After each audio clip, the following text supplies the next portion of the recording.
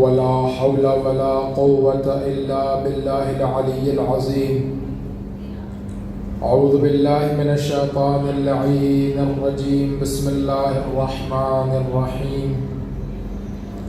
الحمد لله رب العالمين، نحمده ونستعينه ونستغفره ونتوكل عليه ونصلي ونسلم على حبيبه ونجيبه وخيرته في خلقه، حافظ سره ومبلغ رسالاته، بشیر رحمته ونذیر نقمته، سیدنا ونبینا ومولانا ابی القاسم محمد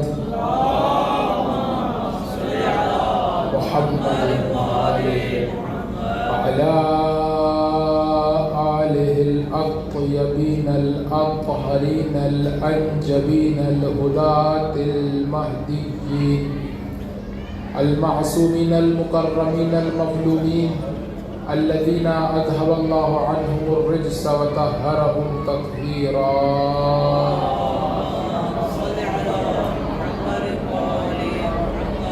بهم نتولى ومن أعدائهم نتبرأ إلى الله. أما بعد، فقد قال الله تبارك وتعالى عز اسمه: أعوذ بالله من الشيطان الرجيم. بسم الله الرحمن الرحيم. هل أتى على الإنسان حين من الدهر لم يكن شيئا مذكورا. إنا خلقنا الإنسان من نطفة أمشاج نبتليه وجعلناه سميعا بصيرا. إنا هديناه السبيل إما شاكرا وإما كفورا. صلوات پڑھیے محمد و آل محمد پر.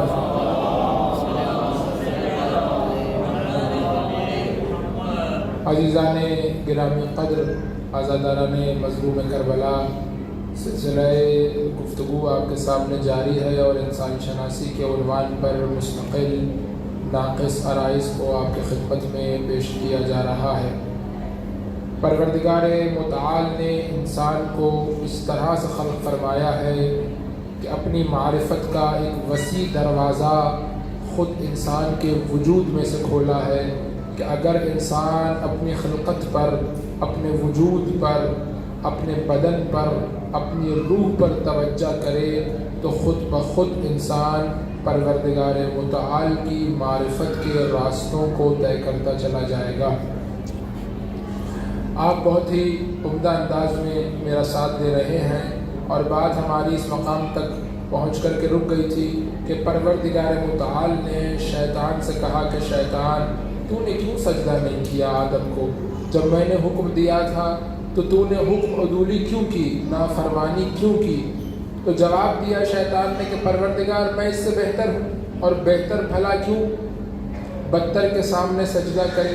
جو بہتر ہوا کرتا ہے اس کو یہ زیبا ہے کہ کمتر اس کے آگے سجدہ کرے، نہ یہ کہ بہتر کمتر کے آگے جھکے. میں بہتر ہوں اور تو نے ہی تو مجھے بہتر بنایا ہے. تو نے مجھے آنکھ سے بنایا ہے، تو نے مجھے بہتر شے سے خلق کیا ہے، تو نے اسے کمتر شے سے اور مٹی سے بنایا ہے. بس اسے زیبا ہے کہ یہ مجھے سجدہ کرے، نہ یہ کہ میں اسے سجدہ کروں. پروردگار نے کہا فخرج منہ، یہاں سے چلا جا، نکل جا، دفع ہو جا، انک رجیم، تو مردود ہے، ملعون ہے، دھتکارا ہوا ہے، میری بارگاہ سے نکل جا، چلا جا. اس نے کہا پروردگار جاؤں گا، لیکن جاتے جاتے ایک آخری خواہش ہے جو تیری بارگاہ میں رکھنا چاہتا ہوں. اب پروردگار نے اس کی دلیل کا جواب دلیل سے کیوں نہیں دیا، اس بات کو میں دہرانا نہیں چاہتا. گزشتہ 2-3 مجلسوں سے اسی بات پر گفتگو ہو رہی ہے. آگے بڑھتے ہیں. پروردگار متعال کی بارگاہ میں کہنے لگا پروردگار جاتے جاتے میں ایک آخری خواہش، ایک آخری چاہت تیری بارگاہ میں رکھنا چاہتا ہوں. اب ہے ایک خواہش لیکن دورانیہ قیامت تک کا ہے. خواہش ایک کر رہا ہے لیکن دورانیہ کب تک کا ہے؟ قیامت کے دن تک کا. پروردگار انظرنی، مجھے مہلت دے دے، الی یوم یبعثون، اس دن تک کہ جس دن تو لوگوں کو قبروں سے اٹھائے گا. اب آپ دیکھیں کہ شیطان کی توحید، شیطان کا یقین اور ایمان نبوت پر، امامت پر اور قیامت پر کیسا تھا کہ اسے معلوم تھا کہ ایک دن آئے گا کہ جب پروردگار لوگوں کو قبروں سے اٹھائے گا. جب کہہ رہا ہے خلقتنی من نار، تو کہہ رہا ہے پروردگار تو خالق ہے، تو نے مجھے خلق کیا ہے. تو نہ اللہ کی خالقیت کا انکار کر رہا ہے، نہ قیامت اور معاد کا انکار کر رہا ہے. کہہ رہا ہے پروردگار میں جانتا ہوں تو ایک دن لوگوں کو قبروں سے اٹھائے گا، اس دن تک کی مہلت دے دے. کرے گا کیا؟ شیطان منصوبہ کیا ہے، پلان کیا ہے، کیا کرے گا؟ تو جواب دیا کہ لَأَقْعُدَنَّ لَهُمْ صِرَاطَكَ الْمُسْتَقِيمَ، میں سیدھے راستے کے کنارے پر بیٹھ جاؤں گا. اب آپ دیکھیے کہ واقعاً کتنی سچائی کے ساتھ اور صادقانہ انداز میں پروردگار کے سامنے اپنے منصوبے کو اور اپنے پلان کو بیان کر رہا ہے. چھپا نہیں رہا پروردگار سے کہ کیا کرے گا. پروردگار سے کہہ رہا ہے پروردگار میں کوئی اپنا راستہ بنانے کے موڈ میں نہیں ہوں، میں کوئی الگ راستہ، الگ طریق بنانے کے خیال میں نہیں ہوں. ایسا نہیں ہے کہ میں تیرے الہی راستے کے مقابلے میں کوئی شیطانی راستہ بنانا چاہتا ہوں، نہیں، میں آ کر کے بیٹھ جاؤں گا وہی جو تیرا راستہ ہے. لَأَقْعُدَنَّ لَهُمْ، میں ان لوگوں کے لیے، اس آدم اور اس آدم کی نسل کے لیے بیٹھ جاؤں گا. کہاں؟ صراطک المستقیم، تیرے سیدھے راستے کے کنارے پر. یعنی میں کہیں اور جانے والا نہیں ہوں. پروردگار متعال نے کہا ہم نے تجھے مہلت دی، جا اور جا کر کے بیٹھ جا. کرے گا کیا وہاں بیٹھ کر کے؟ لَأَغْوِيَنَّهُمْ، میں ان کو اغوا کر کے لے کر کے جاؤں گا. یعنی ایسا نہیں ہے کہ میں شیطانی راستے پر کھڑے ہو کر کے ان کو دعوت دوں گا کہ آؤ توحیدی راستے کو اور الہی راستے کو چھوڑ کر، پروردگار متعال کے راستے کو چھوڑ کر شیطان کے راستے کی طرف آ جاؤ. نہیں، میں بذات خود آؤں گا اور انہیں اغوا کر کے اپنے راستے پر لے کر کے جاؤں گا. بیٹھوں گا وہیں تیرے صراط مستقیم کے کنارے پر اور ان کو اغوا کر کے، ان کو دھوکہ دے کے، ان کو فریب دے کے یہاں سے لے کر کے جاؤں گا شیطان کے راستے. بہت ہی واضح انداز میں اس نے اپنا منصوبہ خدا کے سامنے پیش کر دیا. پروردگار متعال نے کہا کہ جا، ہم نے تجھے مہلت دی. اب سوال یہ ہے کہ شیطان کیوں اللہ کے راستے کے مقابلے میں اپنا راستہ نہیں بنا رہا؟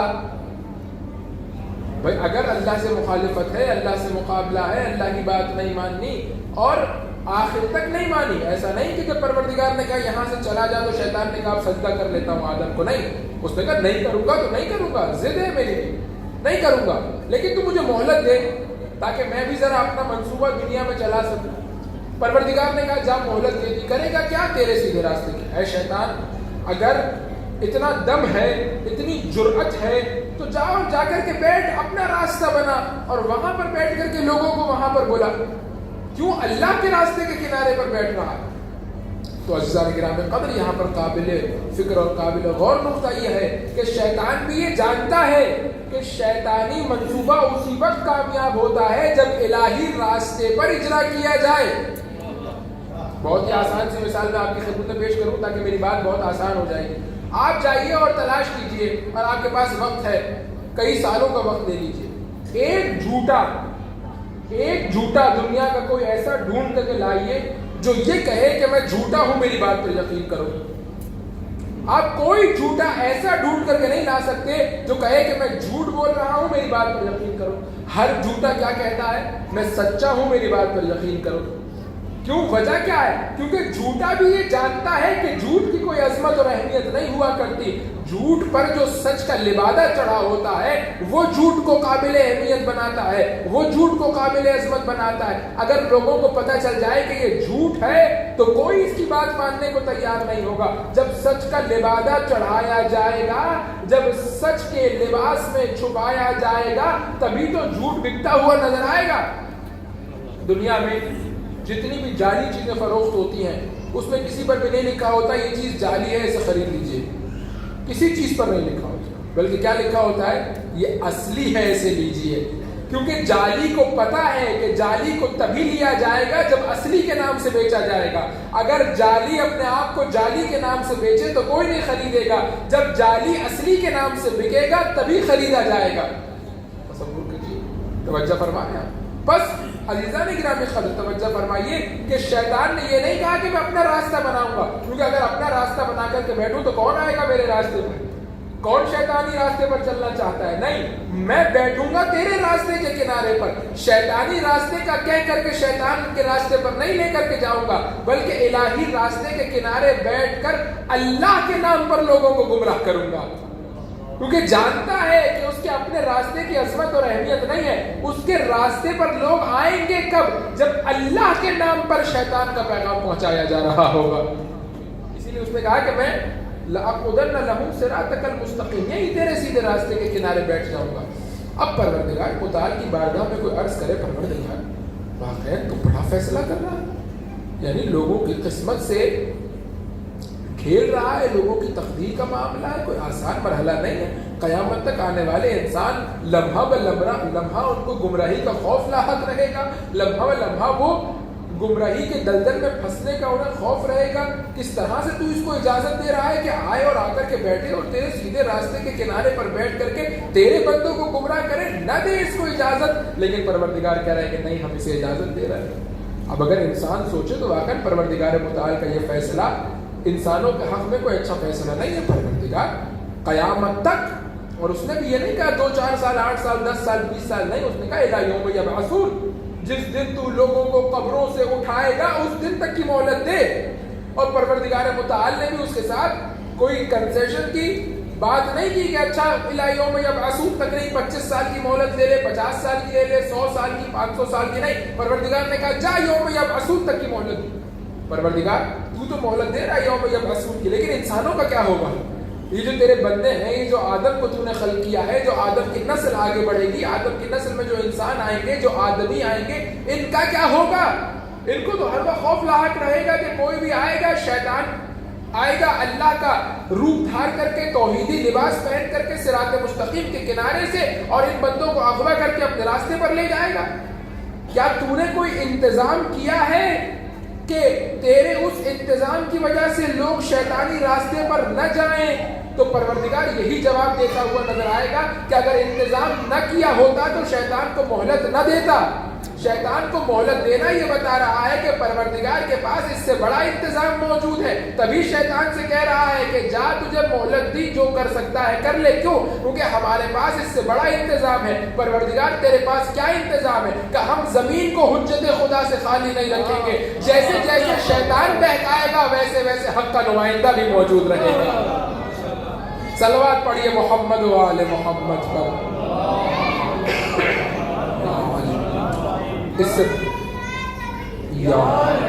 اس سے بلند اور بہتر آواز سے صلوات پڑھیے محمد و پروردگار کے پاس اس سے بہتر منصوبہ موجود ہے۔ وہ کیا ہے؟ ولی خدا، حجت خدا ہر وقت زمین میں موجود رہے گی، اور کبھی زمین حجت خدا سے خالی نہیں ہوگی۔ لولا الحجہ لساخت الارض باہلها، اگر حجت خدا نہ ہو زمین والوں کے ساتھ تباہ ہو کر کے رہ جائے۔ یعنی کیا؟ یعنی یہ کہ حجت خدا ہے جو صراط مستقیم پر لوگوں کو لگائے رکھتی ہے۔ اگر حجت خدا نہ ہو تو زمین اور زمین والے سب شیطان کے ہاتھوں اغوا ہو جائیں۔ لولا الحجہ، اگر حجت نہ ہو، اگر حجت خدا نہ ہو، روایت کا جملہ ہے لساخت الارض باہلها، زمین والوں کے ساتھ تباہ و برباد ہو کر رہ جائے۔ کیوں؟ اس لیے کیونکہ حجت خدا ہے جو اس زمین کا نظام چلا رہا ہے، جو اس کائنات کے نظام کو آگے بڑھا رہا ہے۔ یہ خود اپنے مقام پر ایک موضوع ہے کہ کیا تکوینی اثرات ہیں حجت خدا کے۔ اب آگے بڑھیے، پروردگار تو مہلت دے رہا ہے، اور انتظام کیا ہے؟ انتظام یہ ہے، اب آپ دیکھیے پروردگار کا کیا بہترین انتظام ہے۔ پروردگار نے پہلے انسان کو پھر حجت خدا کو خلق نہیں کیا، بلکہ پہلے حجت خدا کو خلق کیا پھر انسان کو خلق کیا۔ یعنی پہلا دنیا میں آنے والا کوئی عام انسان نہیں تھا، پہلا عام انسان جب آیا تو حجت خدا اس کے آنے سے پہلے موجود تھی۔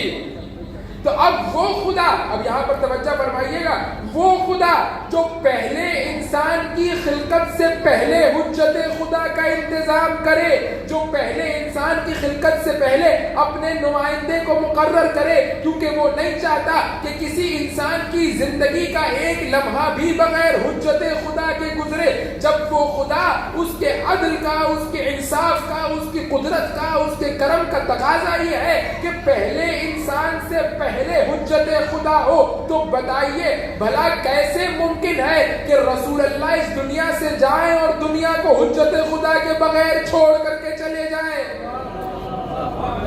یعنی وہ خدا جو پہلے انسان سے پہلے حجت خدا کو بھیج رہا ہے، کیا وہ آخری نبی کے بعد کسی کو حجت قرار نہیں دے گا؟ اسی مقام پر سمجھ میں آتا ہے کہ وہ کہ جو آدم کا وارث ہے، وہ نوح کا وارث ہے، وہ ابراہیم کا وارث ہے، وہ عیسیٰ اور موسیٰ اور محمد مصطفیٰ کا وارث ہے۔ زیارت وارثہ کیا کہہ رہی ہے؟ السلام علیک یا وارث آدم صفوت اللہ، یا وارث نوح نبی اللہ، یا وارث ابراہیم خلیل اللہ، یا وارث اسماعیل ذبیح اللہ۔ کیوں سید الشہداء کو جب سلام کرنے کھڑے ہو تو ایک ایک نبی کے واسطے سے اور ایک ایک نبی کی نسبت سے یاد کرو، اس لیے تاکہ تمہیں پتا چلے کہ تم حجت خدا کے دربار میں سلام کرنے کے لیے کھڑے ہو، حجت خدا کے سامنے۔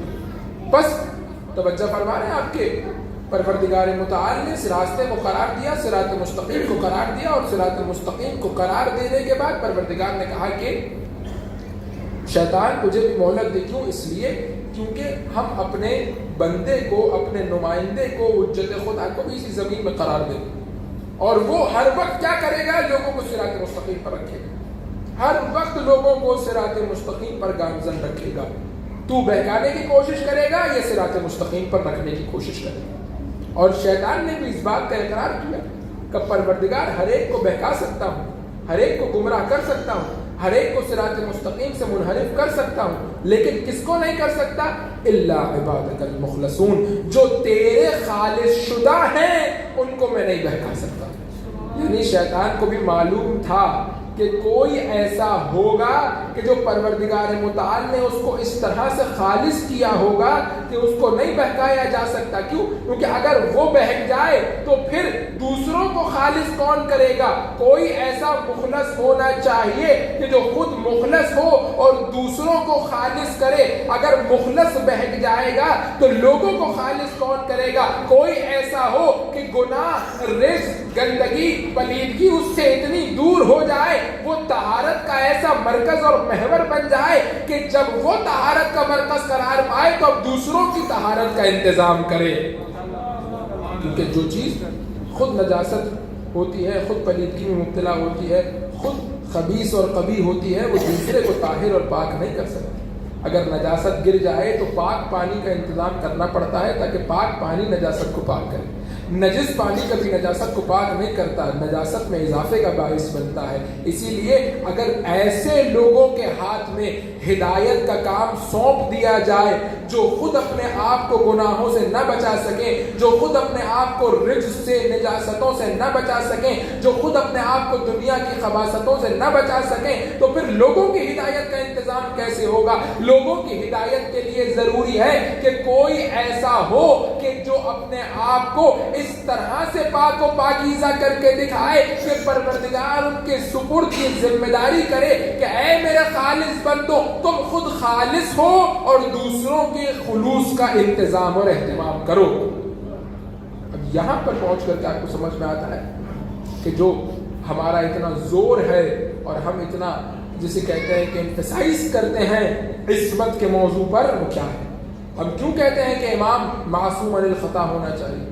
ہم کیوں کہتے ہیں کہ معصوم خدا کا بنایا ہوا ہونا چاہیے، امام خدا کا بنایا ہوا ہونا چاہیے؟ کیوں؟ اس لیے کیونکہ اس کے ذمے کوئی چھوٹا موٹا کام نہیں لگنا، کوئی چھوٹی موٹی نوکری نہیں ہے جو اس نے انجام دینی ہے۔ اس نے ہدایت الہی کا کام انجام دینا ہے، اس نے لوگوں کو اللہ کے راستے پر رکھنا ہے، اور اللہ کے راستے پر رکھنے کے لیے ضروری ہے کہ کوئی ایسا ہو کہ جس کے پاس اللہ کی جانب سے سند ہو کہ یہ تمام تر رجس سے دور ہے، تاکہ وہ لوگوں کو رجس سے دور کر سکے۔ اگر کوئی ایسا ہوگا جو خود رجس میں مبتلا ہوگا تو اگر ہدایت کرنا چاہے گا تب بھی ہدایت کرنے کے بجائے گمراہی پھیلائے گا۔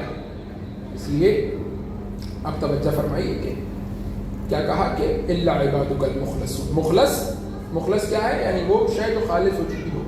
جب آپ کسی بھی چیز کو خالص کرنا چاہتے ہیں تو کیا کرتے ہیں؟ اس کی چھان پھٹک کرتے ہیں، اس کو فلٹر کرتے ہیں، اور فلٹر کرنے کے بعد جو بھی اضافی چیزیں ہوتی ہیں، وہ چیزیں کہ جو ضائعات ہوتے ہیں، وہ چیزیں کہ جس کی کوئی جگہ نہیں بن رہی ہوتی، وہ چیزیں کہ جو فضول ہوتی ہیں، جو بیکار ہوتی ہیں، انہیں ایک طرف رکھ دیا جاتا ہے اور خالص چیز کو ایک جگہ پر جمع کر لیا جاتا ہے۔ پروردگار کہہ رہا ہے کچھ ایسے خالص بندے ہیں کہ جو ہر وقت صراط مستقیم پر موجود رہیں گے اور ہر وقت لوگوں کو اللہ کا راستہ دکھاتے رہیں گے، ہر وقت لوگوں کو جنت کی طرف لے جاتے رہیں گے، ہر وقت لوگوں کو پروردگار متعال کے قرب کا راستہ دکھاتے رہیں گے، اس لیے کیونکہ انہیں ہم نے مخلص کیا ہے۔ ایک اور بات جو یہاں سے سمجھ میں آتی ہے وہ کیا؟ وہ یہ کہ شیطان ابھی آدم کی خلقت ہوئی ہے، ابھی آدم کی خلقت ہوئی ہے، اور آدم کو شیطان نے سجدہ نہیں کیا۔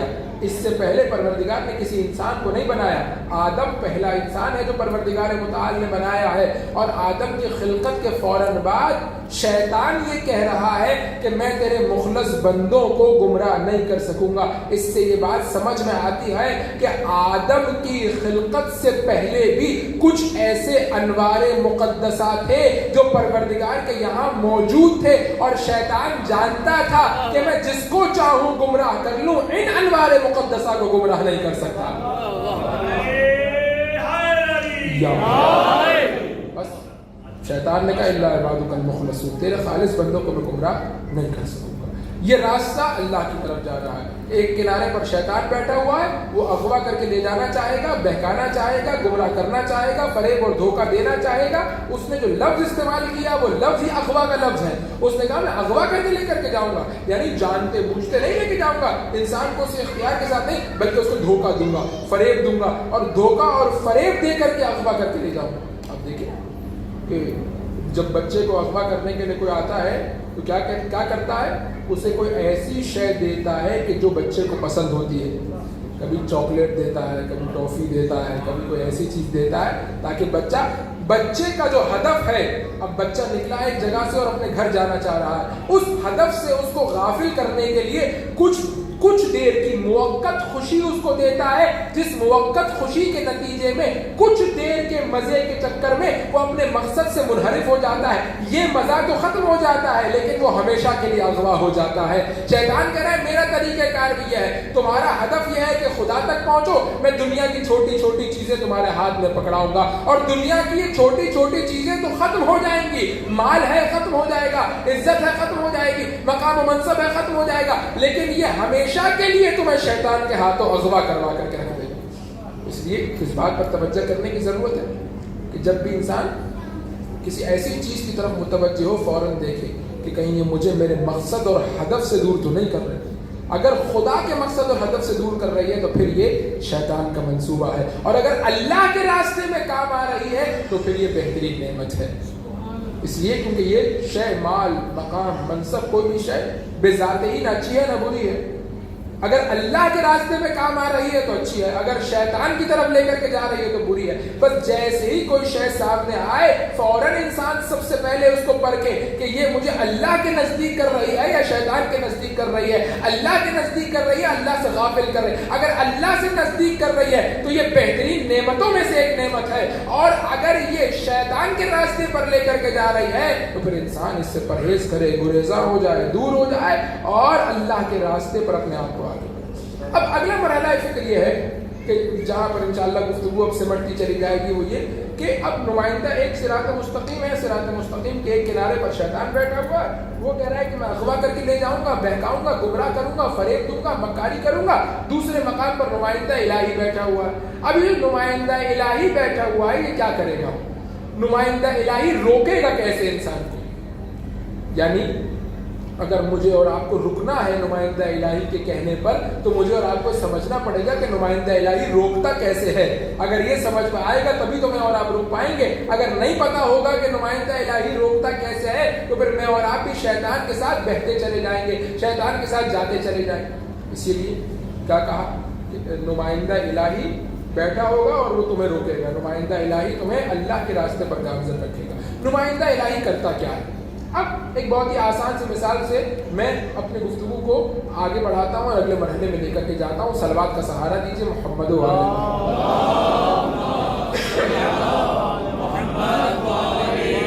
اب بہت ہی بہترین مثال ہے اس مقام پر. اگر میں وہ مثال آپ کے سامنے پیش کروں تو میری ساری بات واضح ہو جائے گی. اب یہ ایک ادارہ ہے, ایک جگہ ہے, اور اس جگہ پر مختلف امور انجام پاتے ہیں. اب اسی آپ جگہ کو تصور کر لیجئے جہاں پر ابھی مجلس ہو رہی ہے. اس جگہ پر صرف مجلس نہیں ہوتی, بہت سی اور تقریبات بھی ہوتی ہیں, بہت سے اور امور بھی انجام پاتے ہیں. اب جب بھی آپ اس جگہ پر اپنا قدم رکھیں گے تو اب ڈیپینڈ یہ کرتا ہے کہ آپ یہاں پر کس نیت سے آئے ہیں. جس نیت سے آئیں گے یہ جگہ آپ کو ویسی نظر آئے گی. اب توجہ فرمائیے گا. اب آپ آئے مجلس میں شرکت کے لیے. جب مجلس میں شرکت کے لیے آئے تو آپ کیا دیکھیں گے کہ منبر کہاں رکھا ہوا ہے اور خطیب کہاں سے نظر آئے گا, خطیب کی آواز کہاں اچھی پہنچے گی. تو ایسے مقام پر بیٹھا جائے کہ جہاں سے خطیب نظر آ رہا ہو, منبر کی طرف رخ کر کے بیٹھا جائے, خطیب کی آواز آ رہی ہو, اوپر پنکھا لگا ہو تاکہ ہم سکون سے مجلس سن سکیں. اب اسی جگہ پر آپ آئے اور مجلس میں کچھ دیر تھی, 1 گھنٹہ باقی تھا, آدھا گھنٹہ باقی تھا, اور اب آپ نے کہا کہ میری نماز باقی ہے, میں نماز پڑھ لیتا ہوں.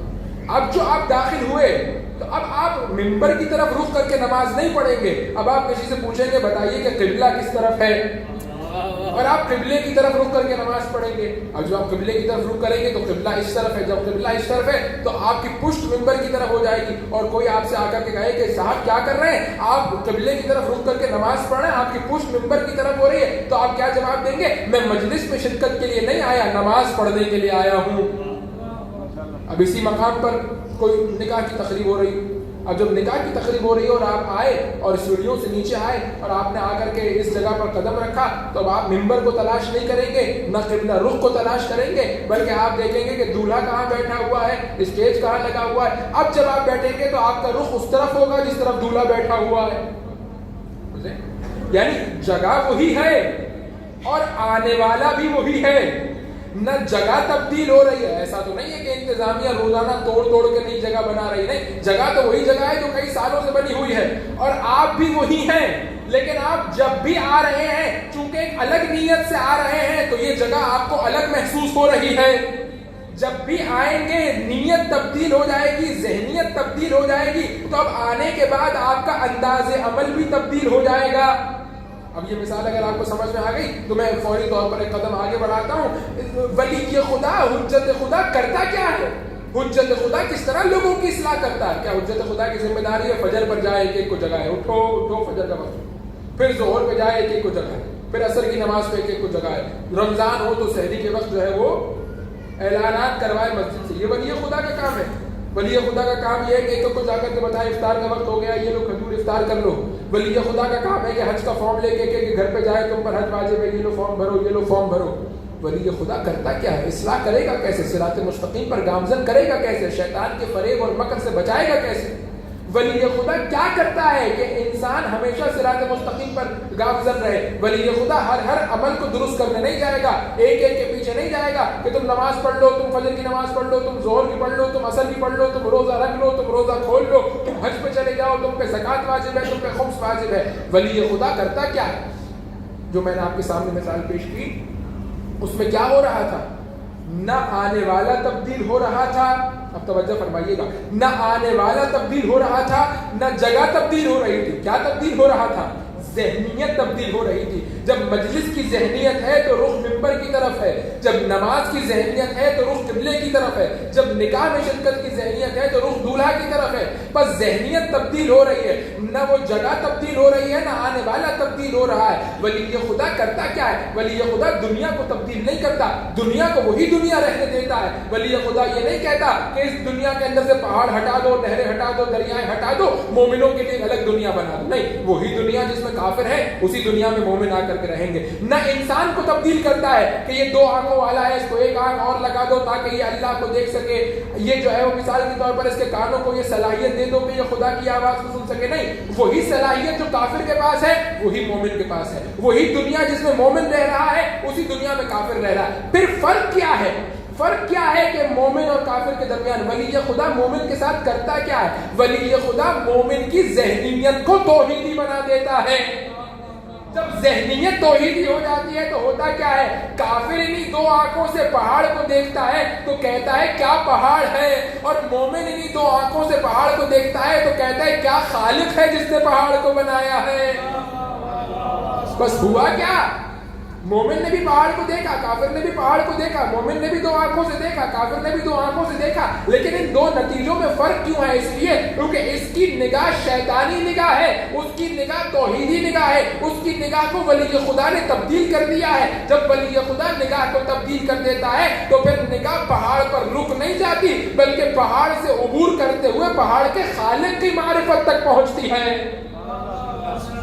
बस वली खुदा क्या करता है? ज़हनियत को, नौع निगाह को, ज़ाविया निगाह को तब्दील करता है, देखने के अंदाज को, डायमेंशन को तब्दील कर देता है। फिर इंसान को वही दुनिया कुछ और नजर आने लग जाती है, और दूसरे ये कहते हुए नजर आते हैं कि ये दुनिया हमें तो कुछ और नजर आ रही है, इसे कुछ और नजर आ रही है। माजरा क्या है? माजरा ये है कि तुम इस दुनिया को शैतानी ऐनक लगा करके देख रहे हो, वली खुदा इस दुनिया को तौहीदी ऐनक लगा करके देख रहा है, और वो चाहता है कि तुम भी इस दुनिया को तौहीदी ऐनक लगा करके देखो। तौहीदी निगाह से देखो। जब तौहीदी निगाह से देखोगे इस दुनिया को, इलाही निगाह से देखोगे, वहदानियत की निगाह से देखोगे, तो अब हर शय में तुम्हें खुदा का जलवा नजर आना शुरू हो जाएगा। फिर हर शय खुदा की तजल्ली बन जाएगी। इसीलिए आप देखिए कि दुनिया वाले जिस हुकूमत के पीछे दौड़ रहे थे, भाग रहे थे, मुकाबला था, कौन हुकूमत पर जाता है, कौन खलीफा बनता है, कौन हाकिम बनता है, एक हंगामा, एक दंगा फसाद, एक लड़ाई झगड़ा। ऐसे में लोग खुद चल के अली इब्न अबी तालिब के पास आए।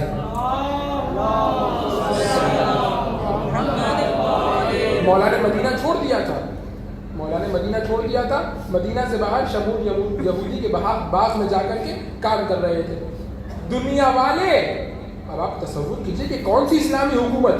आज आप देखिए कि कोई डीपीओ लगना चाहता है, कोई आईजी सीसीपीओ लगना चाहता है इतने छोटे से शहर लाहौर का, तो क्या मुकाबला होता है? ये चाहता है मेरा आदमी लग जाए, वो कहता है मेरा आदमी लग जाए। किस हुकूमत का खलीफा बनाया जा रहा है जिसकी एक सरहद जाकर के रूस के साथ लग रही है, एक सरहद जाकर के यूरोप के साथ लग रही है, सारा अफ्रीका उसमें शामिल है, अफगानिस्तान सारा उसमें शामिल है, अरब ममालिक सारे उसमें शामिल है।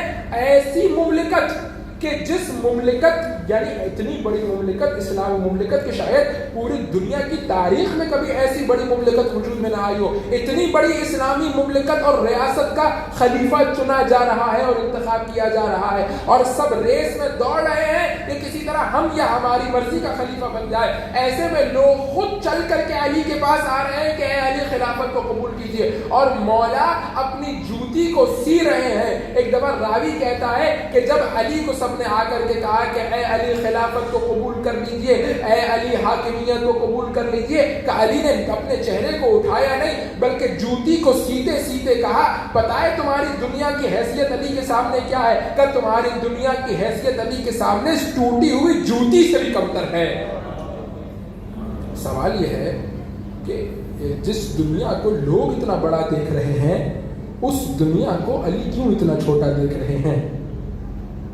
दुनिया तो वही दुनिया, वही उसकी बॉर्डर्स हैं, वही सरहदें हैं, वही सब कुछ है दुनिया में जो है, लेकिन दुनिया वाले कह रहे हैं मुमलिकत, रियासत, हुकूमत, खिलाफत, माल, दौलत, बैतुल माल, न जाने क्या क्या। और अली कह रहे हैं ये जूती है ना, रावी कहता है मैंने जूती की तरफ देखा तो कई दफ़ा सिली जा चुकी थी, यानी एक दफ़ा नहीं टूटी थी, कई दफ़ा टूट चुकी थी और कई दफ़ा मौला उसे जोड़ चुके थे।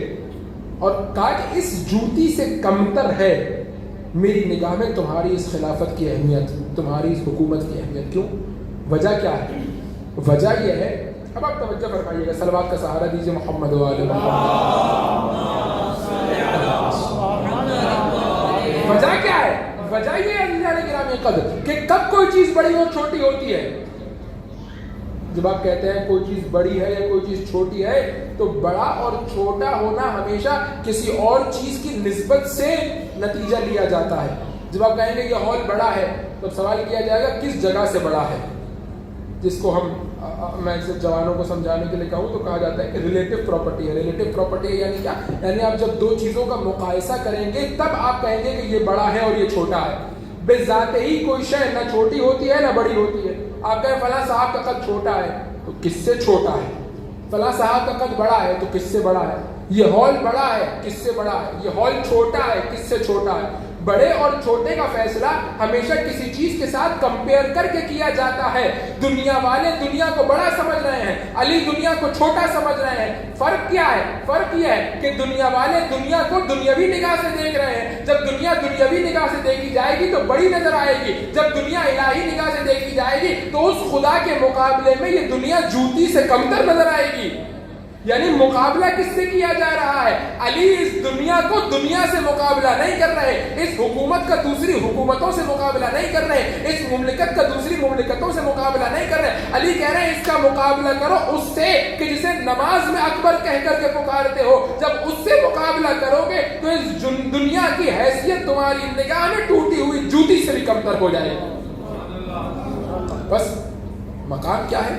مقام یہ ہے کہ ولی خدا انسان کی نگاہ کو, زاویہ نگاہ کو, دیکھنے کے انداز کو, ڈائمنشن کو تبدیل کرتا ہے, اور وہ اس دنیا کو توحیدی اینک سے دکھاتا ہے, توحیدی نگاہ سے دکھاتا ہے, الہی اور وحدانیت پر مبنی نگاہ سے دکھاتا ہے. اسی لیے امیر المومنین جب نہج البلاغہ میں موجود ہے کہ جب صحابی آیا ثعلبہ یمانی, اور ثعلبہ یمانی نے آ کر کے کہا کہ مولا کیا آپ نے خدا کو دیکھا؟ کیا جواب دیا؟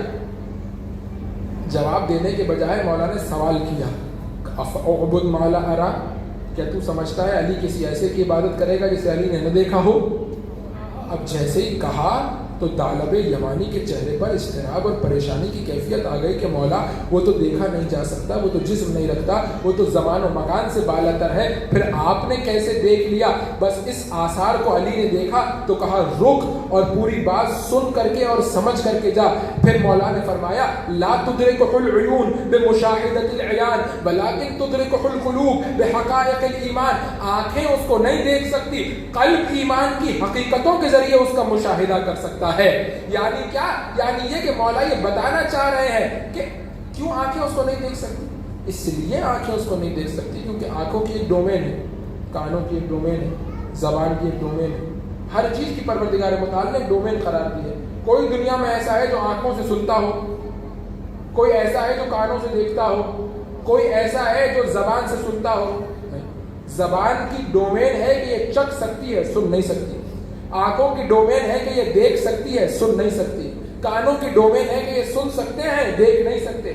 بس جو چیز ڈومین میں محدود ہو جائے اس میں صرف محدود ہی سما سکتا ہے, کیونکہ اس کی ڈومین محدود ہے, اس کی ڈومین لامحدود نہیں ہے, یہ لمیٹڈ ہے. جو لمیٹڈ ہوا کرتا ہے وہ ان لمیٹڈ کو اپنے اندر نہیں سما سکتا.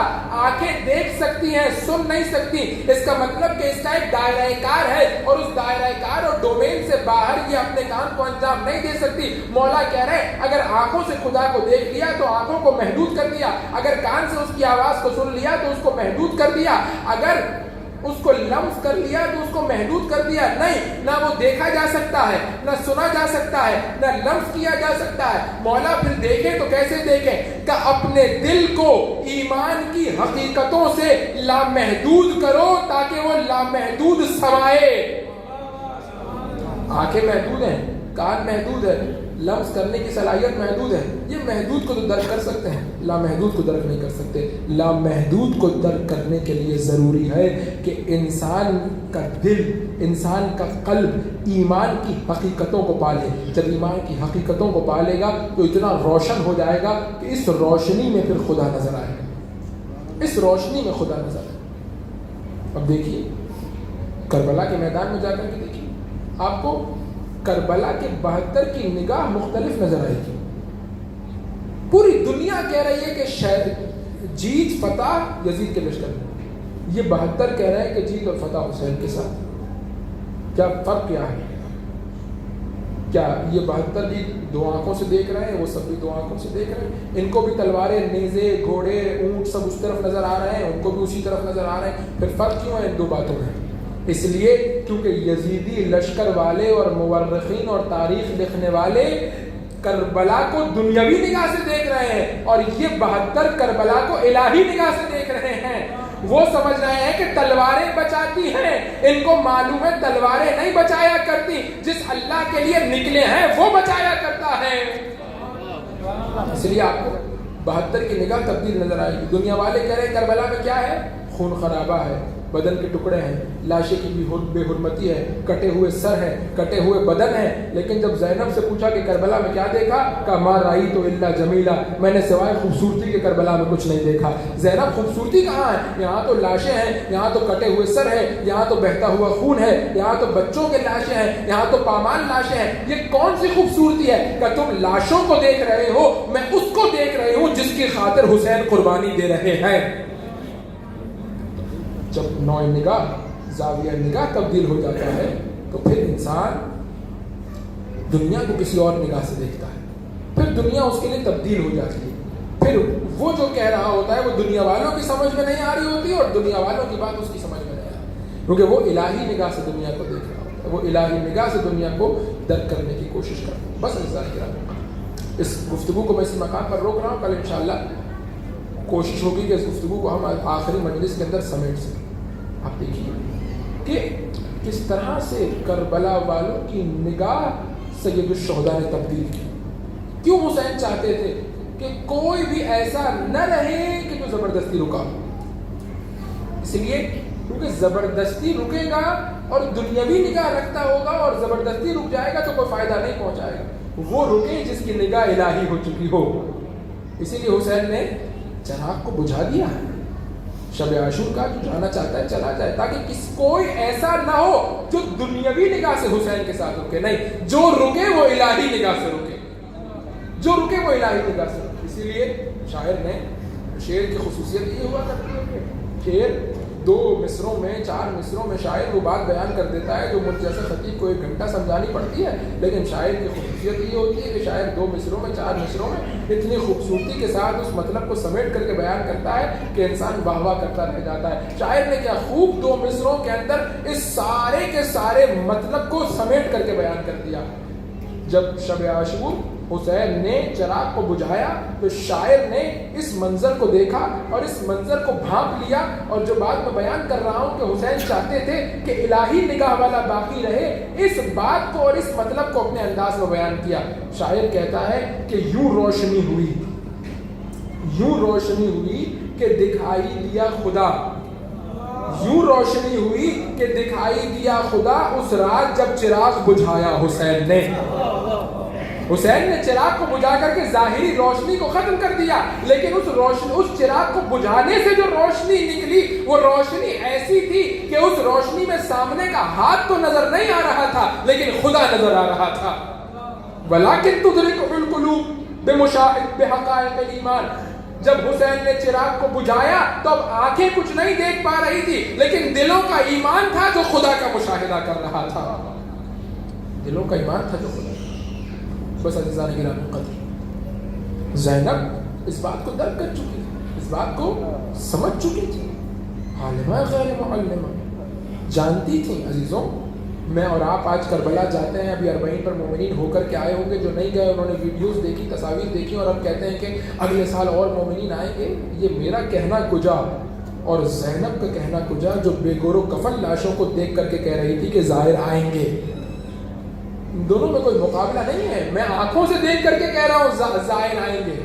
زینب جب جا رہی تھی تو بے گور و کفن تھے لاشیں، لیکن کہہ رہی تھی ظاہر آئیں گے، روزے بنیں گے، قبر پر ظاہر آئیں گے. کیوں کہہ رہی تھی؟ اس لیے کیونکہ زینب کربلا کو الہی نگاہوں سے دیکھ رہی تھی. زینب کو معلوم تھا جو اللہ کی راہ میں قربانی دیتا ہے اللہ اس کی قربانی کو فراموش نہیں کرتا. اور جانتی تھی کہ میرے بھائی نے کس کمال کے ساتھ اللہ کی راہ میں قربانی کو پیش کیا.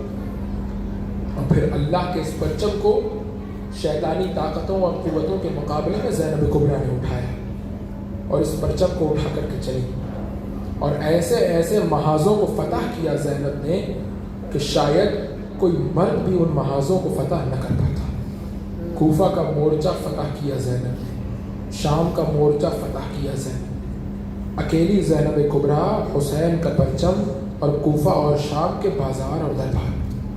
آسان مرحلہ نہیں تھا عزیزوں، لیکن زینب کبریٰ نے اپنی اس الہی نگاہ کی وجہ سے اور اس ایمان کے قوت کی وجہ سے سارے مورچوں کو فتح کر لیا. اسی لیے آپ دیکھیے کہ جب بھی حسین کوئی بھی لاشا لے کر کے آتے تھے تو تاریخ نے لکھا سب سے پہلے زینب خیمے کے دروازے پر استقبال کرتی تھی. سب سے پہلے زینب آتی تھی، استقبال کرتی تھی اور وہ لاشا حسین گنج شہیدہ میں رکھتے تھے، سب سے پہلا پرسہ بھائی کو بہن دیا کرتی تھی۔ لیکن تاریخ نے لکھا کہ جب زینب کے اپنے 2 بیٹوں کے لاشیں آئے تو زینب استقبال کے لیے نہیں آئی۔ بیویوں نے سمجھا شاید ماں ہے، کہیں غش کھا کر کے گر گئی ہوگی، جو تلاش کرنے نکلے تو کیا دیکھا، خیمے میں اپنا سر سجدے میں رکھا ہوا ہے۔ پروردگار اس قلیل سے قربانی کو اپنی بارگاہ میں قبول فرما۔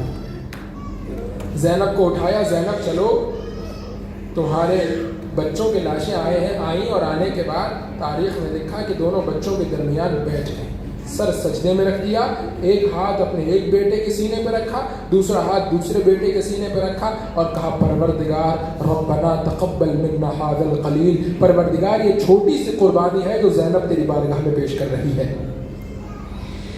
اور جب بھی روئیں حسین کو روئی، کبھی اپنے بچوں کو نہیں روئی، کبھی اپنے بچوں کو نہیں روئی۔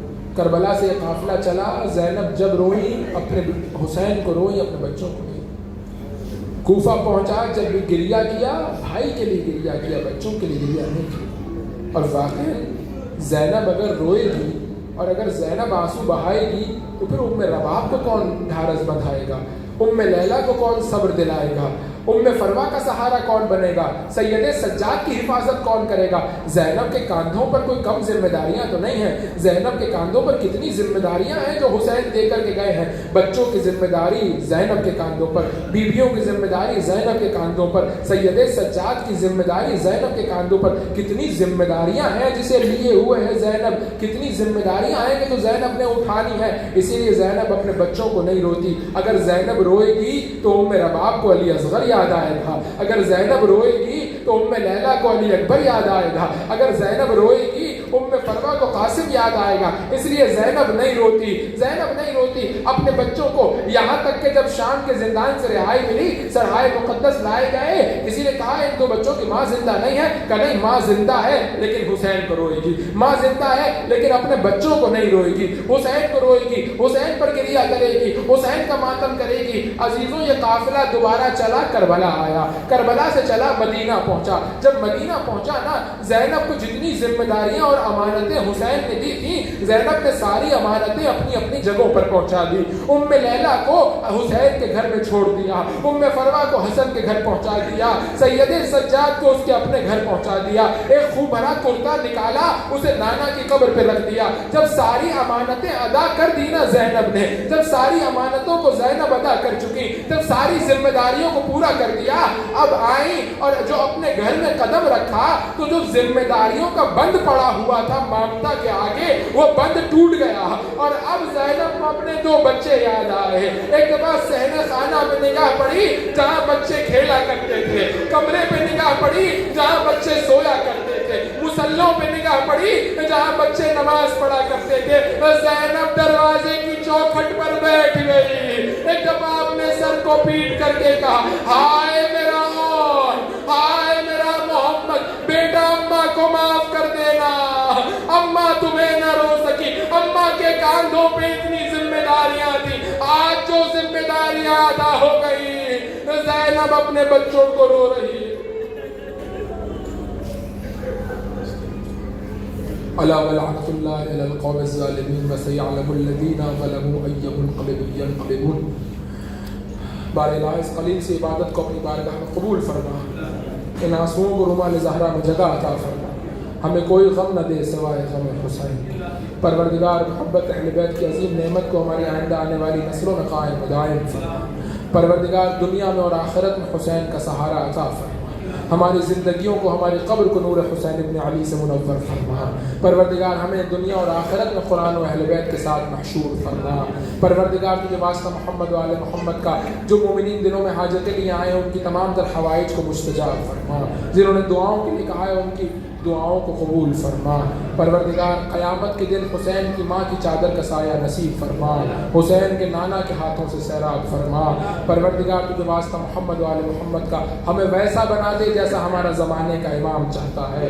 حضرت کے ظہور میں تعجیل فرما، ہمیں ہمارے بچوں کو ان کے اعوان و انصار میں شمار فرما برحمتک یا ارحم الراحمین بجائے النبی الامین وآلہ الطیبین الطاہرین۔ ان اللہ و ملائکتہ یصلون علی النبی یا ایھا الذین آمنوا صلوا علیہ وسلموا تسلیما۔